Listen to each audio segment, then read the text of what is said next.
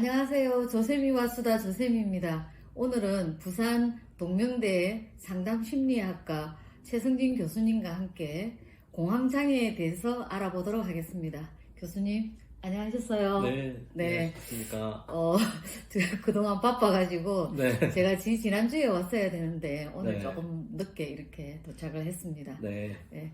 자, 교수님, 고등학생 요즘 사이에 공황장애라는 진단을 굉장히 많이 받고 있어요. 네, 네, 우리 학교 학생들 중에서도 지금 음, 조금 또 예술고등학교라서 그런지 몰라도 한 10명 이상이 네, 벌써 이렇게 공황장애라는 진단을 받았더라고요. 음, 그래서 또 요즘 보면 방송이나 이런 데에서 굉장히 공황장애에 대한 말들이 많이 오가고 있어서 네. 교수님하고 이렇게 인터뷰를 하게 되었습니다. 네, 네. 그러면 교수님, 공황장애란 어떤 것을 말하는 것일까요?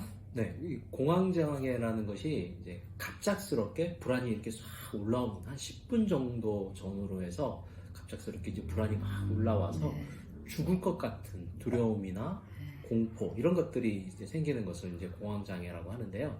이게 이제 어떤 사건, 스트레스 사건과 딱 연관되어서 나타나는 경우보다는 좀 비정기적으로 갑작스럽게 이렇게 나타나는 경우들이 많이 있고요.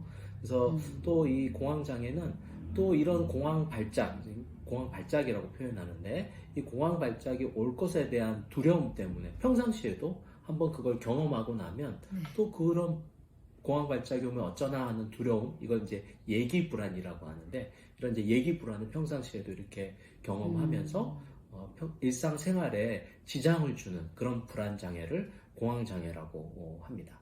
이걸 좀 뭐 가볍게 좀 더 이제 심플하게 말씀을 드리면 이게 위협을 느낄 만한 상황이 아님에도 불구하고 신체 내에서 일종의 경보 체계가 오류를 범하게 되는 거죠. 그래서 위협을 느끼는 상황과 같은 반응을 지금 현재에도 없음에도 불구하고 그런 왜 불안을 일으킬 만한 상황이 없음에도 불구하고 지금 현재 불안을 일으키는 이런 상태를 공황 발작 그리고 이 장애를 공황 장애라고 합니다.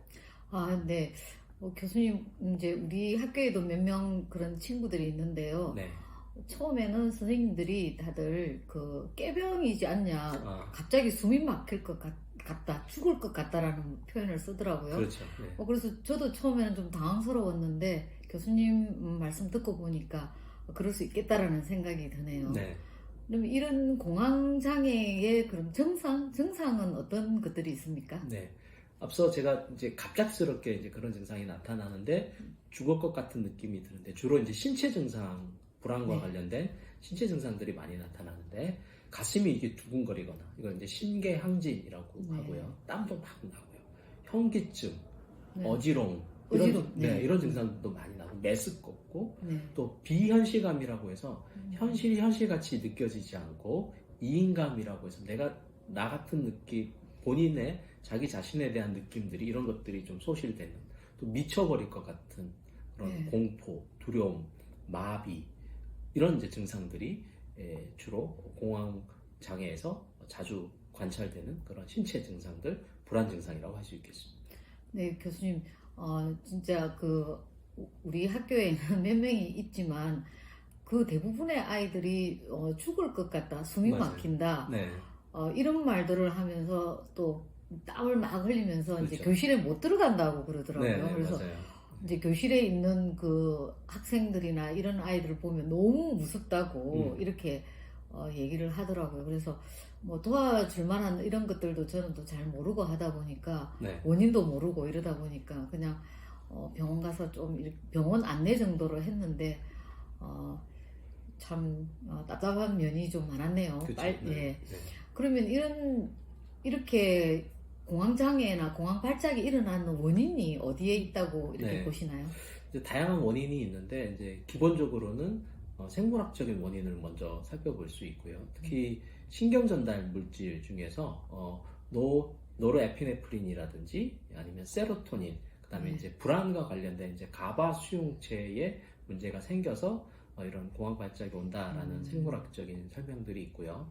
또 다른 이유는 이제 공포, 불안과 관련되어 있는 뇌 구조 중에 아미그달라라고 해서 편도체라는 구조가 있습니다. 편도체가 복숭아 씨앗 같이 생겼다고 해서 편도체라는 이름이 붙여졌는데, 이 편도체가 이제 불안이나 공포 이런 것들을 조정하는 그런 기능을 하고 있는 뇌의 구조입니다. 그런 구조의 이상 이런 것들도 그 생물학적인 원인으로 살펴볼 수 있고요. 또 이제 이 상당히 유전적인 요소들도 좀 있습니다. 네. 예를 들면 내가 공황장애를 앓고 있다 그러면 친인척들 간에 공황장애가 네. 나타날 확률도 높고, 또 쌍둥이 연구들을 해보면 이제 일란성 쌍둥이가 이제 이란성 쌍둥이들보다 공황장애 발생의 일치율이 높다라는 그런 연구들도 있어서요. 유전적인 요인도 있습니다. 심리적인 요인을 좀 살펴보면 전통적으로 이제 정신역동적 관점에서는 내 내면에 있는 충동이나 욕구가 의식화되는 것에 대한 두려움 때문에 공황 발작이 온다라고 주장하는 사람도 있고요. 또 다른 측면에서는 초기 부모와의 애착 관계에서의 분리불안, 부모로부터 네, 역시. 떨어지는 것에 대한 그런 두려움들이 이렇게 내재해 있다가 이제 이후에 발생하는 그런 경우들도 있고, 또 이제 상실의 경험 이런 것들을 또 불안장애의 원인이라고 보기도 합니다. 또 다른 관점으로는 이제 인지 행동적인 그런 관점이 있을 수 있는데요. 자신의 신체 증상들을 파국적으로 해석하는 인지적인 왜곡. 그러니까 내가 조금만 불안이나 아니면 이제 가슴 떨림 뭐 이런 증상들을 과잉 일반화해서 좀 과대하게 확대 해석하는 그런 인지적인 오류가 또 이런 공황 장애를 일으키는 원인이 된다라는 다양한 원인들이 함께 좀 영향을 주고 있는 것 같습니다. 아, 네. 정말 다양한 뭐 심리적이든 뭐 생물학적이든 다양한 부분에서 이렇게 원인이 발생한다고 볼 수가 있겠네요. 네.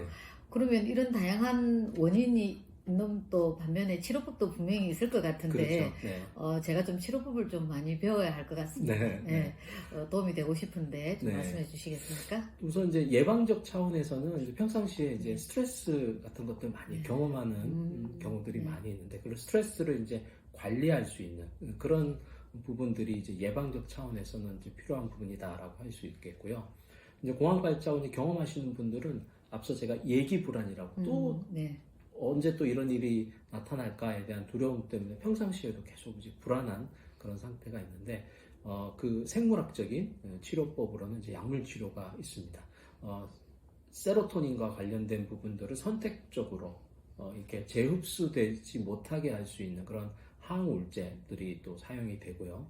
불안이 이제 강하게 나타났을 때는 급성기 치료에서는 이제 벤조다이아제핀이라는 그런 이제 항불안제들이 사용이 됩니다. 그래서 이런 이제 급성의 문제들을 빨리 해결할 수 있는 방식의 그런 약물들이 이제 항불안제인데, 이건 좀 의존성이 있어요. 그래서 이제 의존성의 문제들을 좀 주의하면서 병원에서 선생님들과 잘 의논을 해서 그 치료를 하실 필요가 있고, 전통적으로는 그런 이제 항우울제 또 항불안제 치료가 생물학적인 치료로 활용이 됩니다. 그리고 이제 인지행동 치료적인 관점에서는 앞서 불안이라는 것이 이 신체적인 증상들을 과대 해석하는 인지적인 파국 뭐 이런 오류들이 나타나는데, 그런 인지적인 오류들을 수정할 수 있는 인지행동 치료, 즉 생각이 변하면 행동이나 정서가 변할 수 있다라는 그런 관점이 이제 인지행동 치료인데요. 그런 인지행동 치료를 실시하기도 하고, 그다음에 이제 불안을 좀 줄일 수 있는 방법으로서 이완요법이라든지 긴장되어 있는 상태들을 좀 이완하고 호흡하고, 또 이제 이런 불안 상황에 대해서 실제로 이제 노출할 수 있는 그런 실제 노출 훈련법들, 이런 것들이 활용이 되는데요. 요즘은 이제 또 이제 여러 4차 산업혁명과 관련되어서 그런 좀 더 AR이나 VR 이런 것들을 활용해서 고글을 쓰고 이 불안 상황에 좀 자연스럽게 노출이 되어서 체계적으로 이렇게 둔감화될 수 있게 불안을 소거시킬 수 있는 그런 방법들도 심리치료에 활용이 되고 있습니다. 아, 네. 특별히 저는 이제 인지행동치료가 조금 와닿는데요. 네. 그런 건 제가 학교에서 얼마든지 학생들하고 같이 함께 나눌 수도 있고요. 그다음에 유한치료도 마찬가지인 것 같은데, 역시 그래도 병원에서 일단은 진단을 받고 치료를 하는 게 우선적이겠다라는 생각들이 드네요. 네. 네. 교수님, 이런 이제 고등학생들이 이렇게 많이 공황장애에 노출이 되어 있다라는 것을 이렇게 한 몇 년 사이에 최근에 와서 많이 들었는데 네. 좀 멀리 보면은 좀 성인들이 주로 이렇게 모습을 보이는 경우는 몇 번 봤어도 네. 고등학생이 이렇다는 건 좀 생소했었는데 학교에서 이런 아이들을 많이 보고 있으니까 네. 좀 학부모님들이 보고 좀 도움이 됐으면, 그리고 학생들도 지금 많이 보고 있거든요. 네. 학생들도 본인이 그렇다면 이런 것들은 또 부모님하고 또는 상담선생님하고 의논을 해서 네.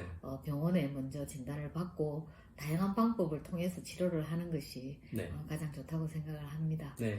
네, 교수님, 동명대 그 상담심리학과는 수시는 어떻게 돼가고 있습니까? 이런 네. 질문해도 되나요? 네. 네. 수시 학생들이 많이 지원을 해서 네네. 저 학생들 좀 좋습니다. 기다리고 있습니다. 네. 좋은 학생들이, 네. 좀 마음이 따뜻한 학생들이 많이 와서 또 교수님의 명 강의를 많이 들었으면 좋겠고요. 네. 언제든 동명대학교 상담심리학과가 번창하길 바랍니다. 네. 교수님, 오늘 너무 감사하고요. 저는 또 다른 주제로 다음에 또 교수님 뵙도록 하겠습니다. 감사합니다. 네, 고맙습니다.